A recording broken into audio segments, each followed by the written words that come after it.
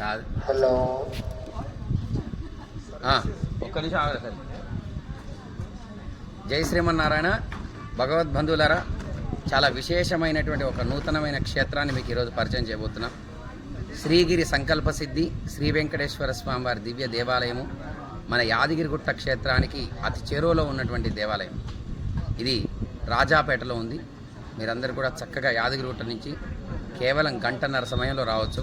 యాదగిరిగుట్ట క్షేత్రాన్ని దర్శించుకున్న తర్వాత ఇక్కడ కూడా విచ్చేసి ఇక్కడ ఉన్నటువంటి శ్రీగిరి సంకల్ప సిద్ధి శ్రీ వెంకటేశ్వర స్వామివారి దేవాలయం. ఆ యొక్క సంకల్ప సిద్ధి వెంకటేశ్వర స్వామివారి ఆలయం యొక్క ప్రత్యేకత పూర్తిగా కృష్ణశిలతోటి నిర్మించబడి ఉంది. ఆ యొక్క ఆలయాన్ని మీకు ఇప్పుడు చూపిస్తున్నాం. చక్కగా ఆలయంలో ఉన్నటువంటి దేవతా మూర్తులందరినీ కూడా మనం దర్శించుకుందాం. జై శ్రీమన్నారాయణ. చక్కగా మనం రాజగోపురాలు కూడా చూడొచ్చు.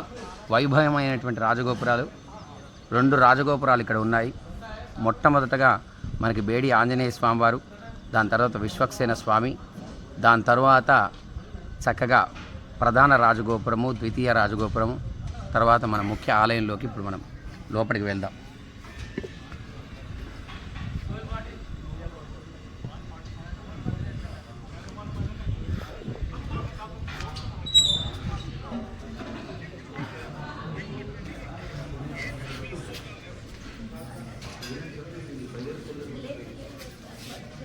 ప్రధాన మండపంలో మనకి గరుత్మంతుడి యొక్క సన్నిధి, గరుడ భగవానుడు. తిరుమలలో ఏ విధంగా అయితే శ్రీనివాసుడికి ఎదురుగా గరుడ భగవానుడు వేయించేసి ఉంటాడో ఇక్కడ కూడా అదే విధంగా చక్కగా గరుత్మంతుడు వేయించేసి ఉన్నాడు.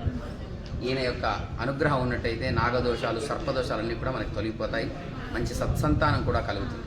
దీని తర్వాత మనం మహాలక్ష్మి అమ్మవారి యొక్క సన్నిధికి వెళ్దాం.